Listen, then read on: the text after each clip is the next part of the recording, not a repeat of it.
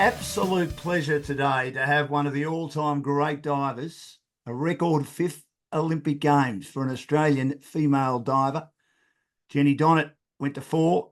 This young lady went to her first at the age of 16 in 2008. She went to her first Commonwealth Games at the age of 13 in 2006. She's had success winning a bronze medal and also a silver medal as a 16-year-old in 2008, a bronze medal at the last Games in 2021. Dare I say it, she's now probably a veteran of not only the Australian diving team, but the Australian Olympic team in total. I think she's a chance of actually carrying the flag. She may know more than me, but she won't be telling me today. And on Dashing Down's Olympic Adventures for Aussie Home Loans, it's a great pleasure to chat with champion diver Melissa Wu. Melissa, thanks for joining us. Welcome. Thanks for having me. Appreciate it. It's been a long career. Started at the age of 13 representing Australia. This is your 5th Olympic Games. You're still getting as much joy out of it now as you did then? Yeah, definitely. It's been a very long time. Bit of a blast from the past, thinking back to those days when I was 13. But yeah, I think each Olympic cycle, I guess you change a lot, and there's always a goal that I'm working towards. So that keeps the fire alive. And I think this back end of my career, just really appreciating it and really grateful to be able to go to a 5th Games, and really looking forward to this experience, and definitely going to soak this one up, I think, a little bit more than all the others. Were you confident after you did so well at your 4th Olympic Games that you had another one in you? No, I didn't really think about it, to be honest. Everything pretty much went into Tokyo, all the prep, everything. It was sort of like everything aligned finally in my career. It was a lot of work getting there. I had a really big team around me. So everything was basically for that moment. And afterwards, I went on SAS, took a bit of a break, and then decided to come back and do synchro. So plan was to kind of just go to Commonwealth Games and do that. And I did that with little Charlie in Birmingham, which was a really good experience. And after that, I think because this one was a shorter turnaround, because we had the extra year because of COVID for Tokyo, after Com Games, I thought, it's just a little bit longer. I might hang in there a little bit longer and aim for Paris. But maybe if it was 4 years again, I don't know if I would have done it. So individual platform and synchronized platform have been your specialties. Is there one you prefer more than the other? And is there one more challenging than the other? Well, in the beginning, like earlier on in my career, I always did both, but I definitely had a lot more early success in synchro. And I've been quite open about the fact that I struggled a lot with pressure when I was younger and dealing with nerves. So that was partly why I did so much better in synchro, because when I had someone up there with me, definitely felt a lot less nervous and was able to perform better under pressure. And then throughout my career, we had a lot of changes. It ended up that I was, diving with a different partner almost every year. So I decided to kind of focus a little bit more on individual, the back end of my career. But then after Tokyo, having the opportunity to do synchro again with Charlie was amazing. It was just nice, I think, to go back to doing synchro. And when I was doing it with Charlie, I was only doing synchro at that point. So I definitely really enjoyed doing that again. Coming back to that, and especially her being so young, I guess that, coming back around, she was sort of the age that I was at when I first started doing synchro. So being able to be a little bit of a mentor to her was really enjoyable for me. But then unfortunately, she's had some injuries in the last year or so that she's been having to overcome. So in that time, I decided then to take up individual again. And it is always nice to go back to individual. It's kind of what I worked at for such a long time, and finally got to the point, I think, at Tokyo, I was really comfortable doing individual. And I think now having injuries to manage, individual is definitely a lot easier in that respect, because I can manipulate, my training program and things I'm doing based on my body and making smart decisions there. 5-time Olympian diver Melissa Wu joined me on Dashing Dan's Olympic Adventures with the Olympic Games just over a week away, and we find her in a training camp in London. And Aussie Home Loans, our major sponsor, they deal with anyone in Australia. They've got clients in every state and capital, and they do Zoom as well. How hard is it? As you said, you had a number of different partners in synchronized. How hard is it to gel with a partner? How long does it take, you reckon?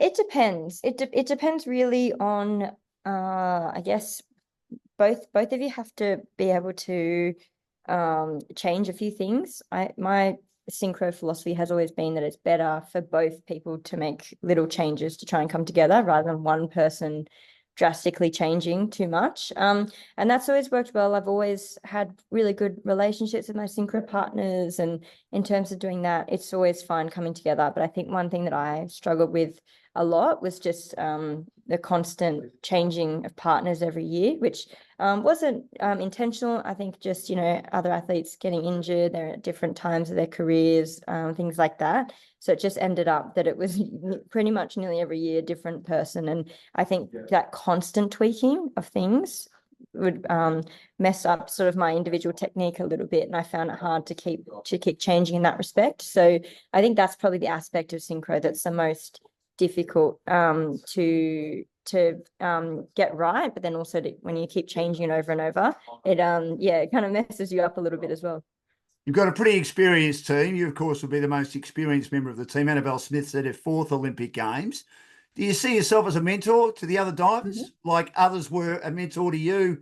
I'm talking, of course, of Chantal Newbury, who'd won a gold medal in 2004, when she also won a gold in the Commonwealth Games in 2006, being a mentor to a young 13-year-old in Melissa Wu.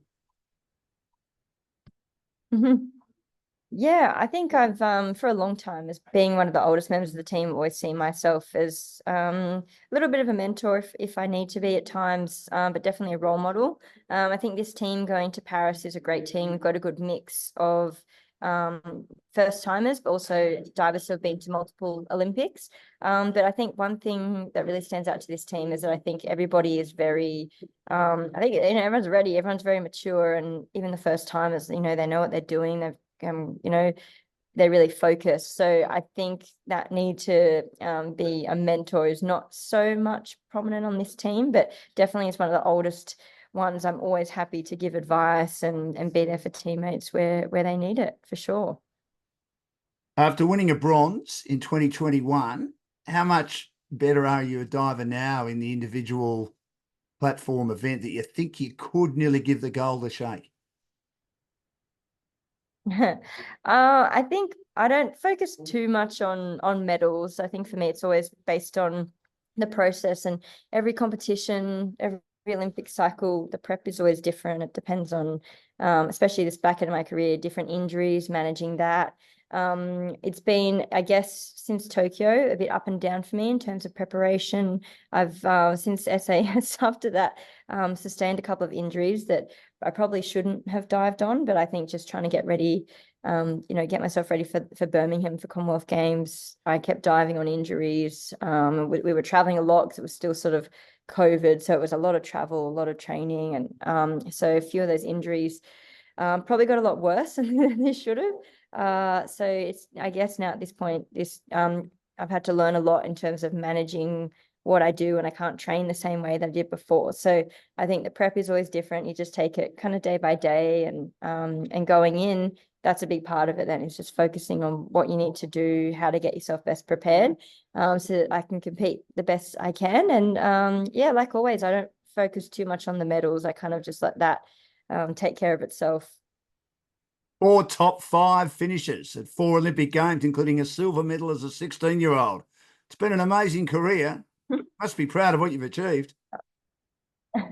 Thank you. Yeah, I guess I don't often look back on what I've done, but I think a lot of people ask me about it now. Obviously, it's my 5th game, so people have asked me about my career and all this sort of stuff. So I think now, and like I said, I really want to soak this one up and enjoy it. So it is good, I guess, coming in to kind of look back and appreciate what I've achieved. And I guess in a way, it kind of takes the pressure off. I feel like I don't have anything to prove.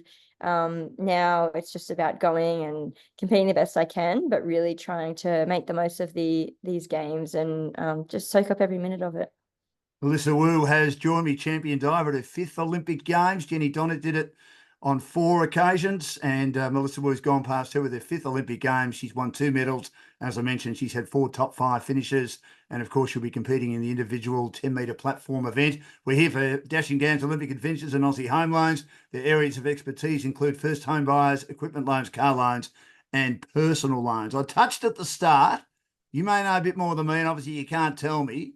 I reckon there's 6 athletes off the top of my head that are in contention to carry the flag. Melissa Wu is one. Eddie Ockerton, the champion hockey player, is another. Jessica Fox, 4-time Olympian, who's won a gold medal, hoping to maybe win 2, if not 3, in slalom canoeing. And 3 basketballers, the great Lauren Jackson, who's 43 and competing in her 5th Olympic Games, and 2 male basketballers also in their 5th Olympic Games, Paddy Mills and Joe Ingles. Do you think you're a chance? Have you thought about it at all? Look, I haven't really thought about it too much. We're lucky that we're going to be there for pretty much most of the Olympics because diving goes over that time. So I would really like to go to the opening ceremony. I hear it's going to be amazing in boats on the Seine. So that would be very cool for me to go. I haven't given too much thought about carrying the flag. You know, I got lucky to be able to do that in Birmingham at the Commonwealth Games. Who knows, it could be the last Commonwealth Games. We don't know what's happening with that. So that was a huge honor for me. But I guess, like I said, I'm very goal focused, and a lot of what I do is just based on, you know, going there and thinking about my performance and competing at the best that I can. So anything like that would be, you know, cherry on the top, but not something that I get too focused on going in. Seems to be a sport, diving, and even my niece is only 12. She still does gymnastics, but has had some injuries and got into diving just to help her injuries. You were trampolining, I think, and suffered a fractured arm and got into diving after that. I mean, did you think that you were going to be as successful so quickly, and within 2 years you were representing Australia? It was an amazing start to your career, wasn't it? Yeah, so actually I did do a little bit of trampolining and a little bit of gymnastics when I was younger. I always really enjoyed those sports, but I come from a big family, and my sister was a lot more talented at sport than me. She was actually a swimmer, so we spent most of the time at the pool, and I despise swimming. I really did. Swimming has not been, you know, I'm not the best swimmer. But being at the pool, that's how I kind of got into diving, because as soon as I saw it, I wanted to start. And the broken arm that I had was actually doing dryland training for diving, which makes up about 50% of our training. So I got injured while I was in diving, but at that point I was just diving with a club, and I don't think particularly good, but I was lucky to have an amazing coach at the time who, you know, came to the hospital with me and was telling the doctors, you've got to do a good job. She's going to be really good one day. And he really believed in me. So I think that was I think until that point, I've never really faced too many challenges. That was a big challenge, knowing that could potentially, you know, affect whether or not I'd be able to dive again, because it's quite a serious break. It broke clean all the way through. But I got lucky. Doctors did a great job, rehabbed it. And I think that was sort of an important part of my life to, I guess, gain a little bit of resilience. And it kind of gave me that fire then to want to actually really do well in the sport and see how far I can go. It was a big deal when you were chosen in the Commonwealth Games, because it was also held in your home country in Australia, in Melbourne. But you were 13 years old, and I remember you handled it with a plum. It was like, okay, I'm 13, but 13 is just a number. It's just an age. You didn't seem too sort of overawed by that. You've always taken everything in your stride, Melissa, haven't you? I have. It's funny because I've done a few interviews recently where all this footage has come out that I haven't seen probably since I was 13, and I've got this squeaky voice, and it's so funny to watch and look back on now compared to how I felt it was when I was experiencing it. And I just remember thinking, oh yeah, you know, I've done drama at school. I've had to get up and talk in front of the class. That's fine. What's a few cameras and interviews. And yeah, it didn't worry me too much. I think at that age, again, just being in a high performance environment, there was a certain expectation, and I was always very not only focused, but at that point, the training system that I was in was we were put under a lot of pressure actually. So I remember just always being worried about my spot in the squad more than anything. So to make the team was a relief. I thought, oh, I'm safe for a little bit. And yeah, kind of I think that really prepared me to deal with that from a young age. Have you ever stopped worrying about your spot? And if you stop worrying about your spot, is that the time to give it up? Yeah, well, it's a bit different now. I think I think in a way it was a good thing. I grew up in a different kind of era in diving in Australia.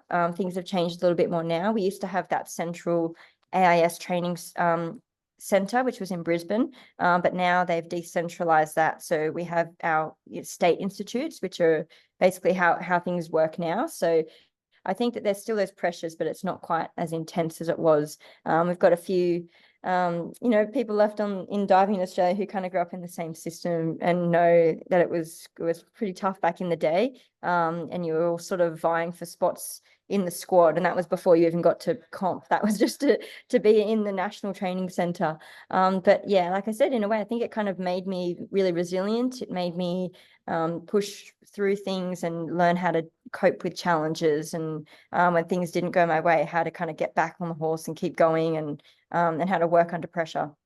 I've interviewed a lot of guests, especially past Olympians for Dashing Games Olympic Adventures for Aussie Home Loans, Melissa, and they were involved in the centralised program, as you mentioned. Why do you think the decentralised program is better, or do you think it's better than the centralised program? I think there's pros and cons. I think definitely that program bred very successful divers in Australia. And I think that was just because of the competitive nature of everything. Even I remember, the coach would write the program, there were individualized programs, and it was even a big deal whose name was at the top, and it was like a pecking order, and it was quite intense like that. And that's why I think we got results. But the cost of that was, I think everybody's mental health suffered a little bit, that constant pressure every day. It's hard enough to deal with that in competition, but I think that every day feeling that pressure and training was quite tough, especially me being young. My family sacrificed a lot for me. And I mentioned my sister did swimming. That's how I got into diving, because then I got into this high performance squad in diving, which I had to do all these sessions. That kind of meant that my sister's swimming sort of went a little bit out the window, and she ended up quitting. And that was sort of for me, and my mum driving me everywhere to get me to training, and my siblings not being able to do much sport. That was all for me. So I think that pressure that I carried then wasn't just only for my place in the squad, but it had, far wide, like reaching effects to my family. So yeah, that was quite challenging. But I think the benefits now of the state programs is that you don't have to move away from your home state. You can grow up in a system that will support you all the way through, and you don't have to go and uproot your whole life or move away from family. So I think that's a large reason why mental health wise, I think it's a better system going forward for us. Did your sisters and brothers at the time, did they, what's the word I'm looking for? Were they a little bit annoyed that their sport that they might have been good at, particularly your sister being a swimmer, did they sort of take it out on you in a negative way, knowing that they've missed out, yet Melissa's getting an opportunity? Were they jealous? That's probably the right word. Or they've been supportive of you the whole time? No, I've been so lucky. My family has supported me 110% my whole diving career, and I wouldn't have been able to do what I've done without them and that support. And not only have they supported me, but I think just then they kind of fell into weightlifting because it was a sport that was in the same, I guess, like training center where my diving was. And not only have they supported me, but then them being in weightlifting and experiencing the ups and downs of their sport, I think them being able to understand what I go through just made them support me even more, actually. And it's always been nice. I think that's been one of the strengths that I've been lucky enough to have throughout my career, is having that family support, but siblings who can really understand, because they're doing it every day as well in their sport and experiencing the same things. And it's been good. Sometimes when things are up for me, and they support me even if they're not having the best time, and then vice versa. Sometimes when I'm going through challenges, but I see them absolutely killing it, it inspires me and motivates me. And I think that's been one thing, actually, when I think about it. A lot of people ask me how I stay motivated. And yeah, I guess that's actually one of the reasons, is seeing my siblings always doing incredible things and doing amazing in their sport, which is always, I've found, like a really big motivator for me. You've opened your own gym together as well, so you're pretty busy, aren't you? And it seems to be going really well. Yeah, it's going really well. Actually, we're overseas now. Last week, quickly before I left, we moved gyms, actually. So it's our second, I guess, proper big space, which is very exciting. A little bit stressful week before going away, but everybody chipped in and helped. And again, my siblings were super supportive of me. And yeah, we got it done. So it's exciting. We're a weightlifting club called Hardcore Strength and Hardcore Weightlifting Club. So we're the biggest weightlifting club in New South Wales and one of the biggest in the country. And then I also coach strength and conditioning for athletes. So it's basically all individualized programs to help them for their sport, which I really enjoy. It's great. Melissa Wu's my guest. I'll have to leave her, or she'll have to leave me very shortly because she's got a physio appointment. But I really appreciate her time joining me on Dashing Down's Olympic Adventures for Aussie Home Loans, and they've got over 25 lenders on their panel. You talked about coaching. Steve Foley is going to join me very shortly as well, who's the high performance manager and did a great job with the British team, helping them win their first Olympic medal for 44 years. Then Tom Daly won a gold in 2012, and then did a good job with the American team as well. Do you see yourself a bit like him one day becoming a coach in diving?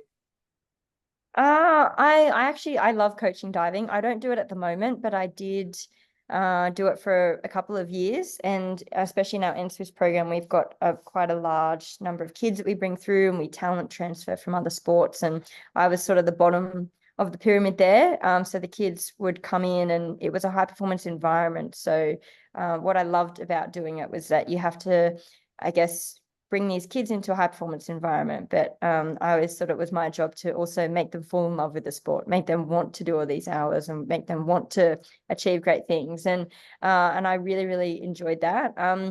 I think one of the reasons I stopped coaching diving was just because of my own business, and it's very similar hours, so it clashes a bit there. But I never say never. I would love to one day return to diving coaching if possible, because I really enjoy it. The Chinese have dominated for so long. Why have they been so good, Melissa? There's probably a number of reasons. I think one of them is just the depth that they have there. They've got so many divers, and so their competition to even make teams is incredible. So you know that the Chinese divers that are going to events like the Olympics are the best of the best, and they've had to overcome a lot just to even get there. And also the way that their whole sporting system is set up, their diving system. So basically kids leave home at a really young age, they'll live together. It's like they go into these high performance venues like from a very young age, kind of, I guess, similar to what I was talking about when a lot of people in Australia had to move interstate to train at the AIS. So they have a series of those. They've got, their national squad, but then each state also has a similar thing where the kids go and move there. And I think it's just very different to here, but at the same time, we're lucky here that we get to enjoy it. It's, kind of, we do it by choice. It's a hobby for them. I think there's a bit more pressure because a lot of them do it to support their families and things like that. So it's everything has two sides, I guess. It makes them good, but also I think they live a very tough childhood over there. And obviously, Australia should perform pretty well, and England and America are improving. Who are the other nations that are starting to come through now? It is sort of the Chinese as the number one nation, but there are other nations improving all the time, aren't there, Melissa? Yeah, there's a few pretty solid diving countries. On top of the ones you mentioned, also countries like Mexico are quite good. Germany, Ukraine, it's a lot basically. Every country that will be in the Olympics will have a strong team, I think, and you never know what will happen in Olympics under pressure. A lot of people that you didn't expect to do well come out and do really well. So you can't get too caught up in who the competition is. It's going to be fierce no matter what, and you just got to be ready for that. So are you expecting this to be your last Olympics, or never say never? Look, I never say never, but basically, the point of me setting up career and everything for after diving is to basically have that all ready to go. I think the beauty of that is that when I do make that decision to retire, it's it's completely on me in terms of I can make that decision anytime. I know that I've already set my career up. I can stay or go based on basically where I'm at, and I won't have any pressures or anything to make that decision, which is good. And before I let you go, Chantal Newbury, before you'd started, won a gold, as I mentioned earlier, 2004. And Matt Mitchum, you were 16, won in 2008. How did that particular dive inspire you? And do you think it's inspired a lot of young athletes, not only you coming in at the age of 13, but Matt winning that gold medal to take on the sport over the last 12 or 14 years or so? Yeah, definitely. I think it was such an amazing thing for our sport, him winning that gold. And for me, actually being able to be there in person and watch him win, I will never forget that moment. Not just that one moment, the whole competition. He dived amazingly, and just being in that atmosphere and seeing him lift in that competition was just incredible. And I think that's always something that I've always held, in the back of my mind. And you draw from it, all those experiences when you're faced with it, when you're under pressure. And even though you don't necessarily think about it, when I was diving in Tokyo, I wasn't necessarily thinking about it. I think just having been exposed to that over time and time again, in terms of not just me, but being able to watch somebody else do it. Again, it's really inspiring, and it makes you believe, oh, I could do this too. And when you're around people like that, I trained with Matt from a young age, and being around them and just seeing somebody do that, it's good. It's inspiring. It makes you believe that you can do it too. Well, Melissa, it's been great catching up with you. We wish you all the best. It's an honour for me to chat to you, 5-time Olympian, the most Thank number you. of Olympic Games for a diver in Australia. And Melissa Wu has been my guest on Dashing Down's Olympic Adventures for Aussie Home Loans. To deal with anyone in Australia. They've got clients in every state and capital. They do Zoom as well. Their areas of expertise: purchasing a property, owner-occupied or investment, building a property portfolio, refinancing, debt consolidation, cash out construction, pre-approvals, first home buyers, equipment loans, car loans and personal loans. I wish you all the best in the 10-metre platform. Let's hope you do well as you've done in other Olympic Games without putting too much pressure on you. And again, congratulations on what you've achieved. All the best. Thank you very much. Appreciate that.